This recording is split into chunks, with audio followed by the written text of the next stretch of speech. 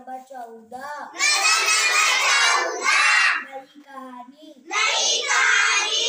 अम्मी कहने लगी कहानी। एक था राजा एक थी रानी।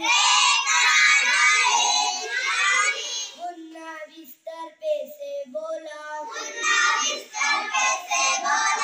अब ये कहानी मैं न सुनूंगा। नई कहानी मुझे सुनाओ। अम्मी मेरा जी बहलाओ। मैं तो सुनूंगा शेर का किस्सा। आ जाता है मुझको गुस्सा। क्यों खाता है हिरन हमारे। नन्हे से खरगोश बेचारे। मैं तो सुनूंगा किस्सा ऐसा। एक लड़का मेरे जैसा।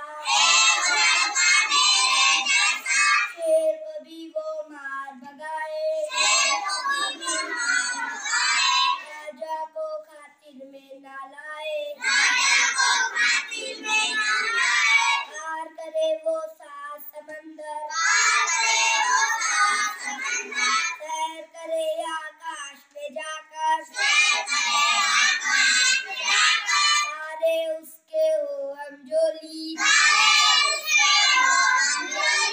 चांद से खेले आग मचोली। बादल पे